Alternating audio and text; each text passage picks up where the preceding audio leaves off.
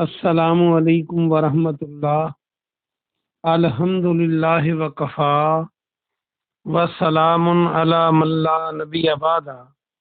اللہ مہربان کے فضل و کرم سے ہمارا آج کا سبق سورۃ النحل کی آیت نمبر 108، 9، 10 اور 11 ہوگا انشاءاللہ۔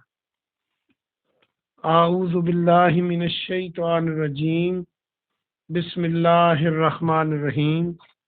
اولئک الذین تابع اللہ، اولئک الذین، یہی وہ لوگ، وہ سب جو تابع اللہ، اللہ نے مہر لگا دی۔ تابع جو ہے توئے بے عین، اس کا دیکھیں تو تبعات توئے بے الف عین تے، تبعات کیا ہوتی ہے؟ اشاعت، تبعات تباہ کرنا، چھاپنا۔ تو مہر لگانا جو ہے، مہر بھی چونکہ چھاپی جاتی ہے، پکی لگ جاتی ہے، اس لیے اس کا خاتمہ بھی مہر لگانا ہوتا ہے اور تابع بھی مہر لگانا ہوتا ہے۔ علی قلوبہم، ان کے دلوں پر، قلب کی جمع قلوب، وسمعہم، اور ان کے کانوں پر، سماعت کا لفظ بن سکتا ہے سین میم عین سے، وابصارہم، اور ان کی آنکھوں پر، واولئک ھم الغافلون، اور یہی وہ لوگ ہیں جو غافل ہیں۔ غافل بھی ہم اردو میں استعمال کرتے ہیں۔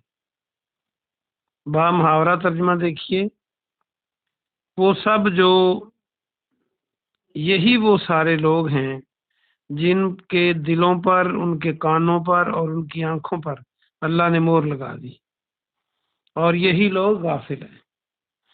لا جرما، کوئی شک نہیں۔ جرما کا معنی بھی شک، اور ریب کے معنی بھی شک، اور شک بھی عربی کا لفظ ہے اٹسیلف۔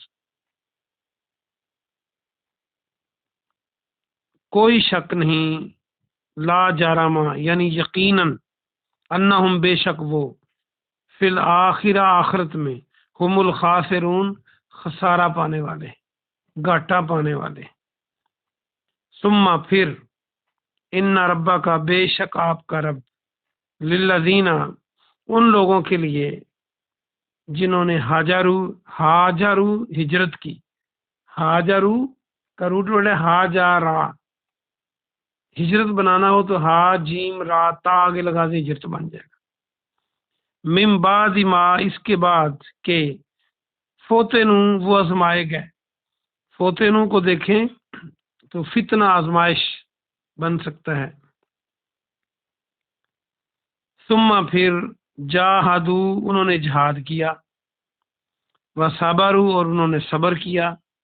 ان ربک کا، بے شک تیرا رب، من بعدہا، اس کے بعد، لغفور الرحیم، لام تاکید کا ہے، یقیناً غفور ہے یعنی بہت بخشنے والا ہے، الرحیم، بہت مہربان ہے۔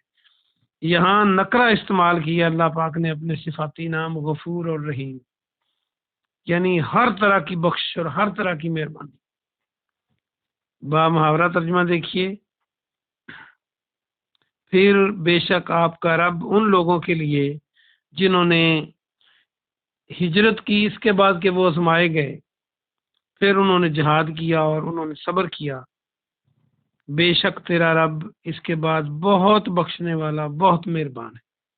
یوما، جس دن، یوم کی جمع ایام، تاتی، آئے گا، کل نفس، ہر نفس، تجادلو، جھگڑا کر رہا ہوگا۔ تجادلو کو دیکھیں تو مجادلہ مشکل لفظ ہے۔ جنگ و جدل تو آپ نے سن رکھا ہے، اور شروع میں جو تا ہے یہ مؤنث کا ہے۔ جنگ و جدل کیا ہوتا ہے؟ لڑائی جھگڑا۔ ہر نفس جھگڑا کر رہا ہوگا، ان نفسہا، اپنے نفس کی طرف سے، یعنی اپنی جان کی طرف سے ہر جان جھگڑا کر رہی ہوگی۔ وتوفا، اور پورا پورا دیا جائے گا۔ وفا جو ہے، وفات بھی اس سے بن سکتا ہے، جب کو فوت ہوتا ہے تو پورا پورا ہی ہوتا ہے، آدھا مرتا نہیں بنتا۔ اور وفا کا لفظ بھی بن سکتا ہے۔ وفا کیا ہوتی ہے؟ وفا جفا کا الٹ ہے، بے وفائی کا الٹا ہے وفا، تو وفا بھی پوری ہی ہوتی ہے، جب کوئی وفا کرتا ہے تو پوری کرتا ہے۔ کل نفس، ہر نفس کو، نفس ما جو عاملت اس نے عمل کیا، وہم اور اس حال میں کہ وہ لا یظلمون ان پر ظلم نہیں کیا جائے گا، وہ ظلم نہیں کیے جائیں گے۔ یظلمون کو بھی دیکھیں تو پیسو ہے، با محاورہ ترجمہ سنیے۔ اس دن ہر نفس اپنے نفس کی طرف سے، ہر جان اپنی جان کی طرف سے جھگڑا کر رہی ہوگی، آئے گی، اور اس دن ہر جان کو جو اس نے عمل کیا پورا پورا دیا جائے گا، اس حال میں کہ ان پہ وہ ظلم نہیں کیے جائیں گے۔ 4 آیتیں ہوگی۔ آئیے ہم با محاورہ ترجمے کے بعد اس کی مختصر تفسیر دیکھتے ہیں۔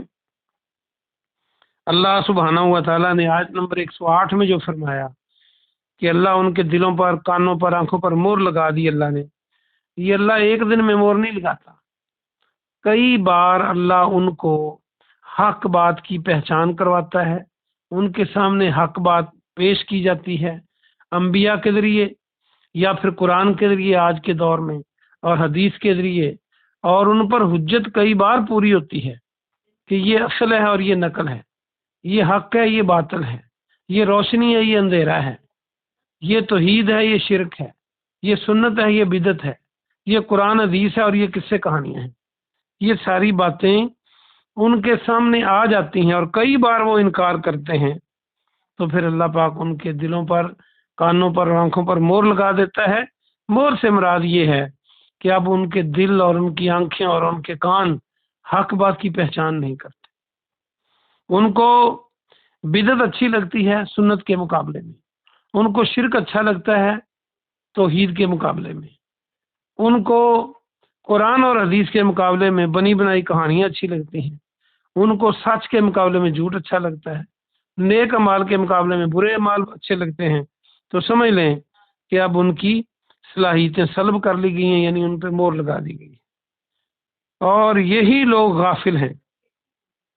غافل کیوں ہیں؟ کہ غفلت میں ہیں۔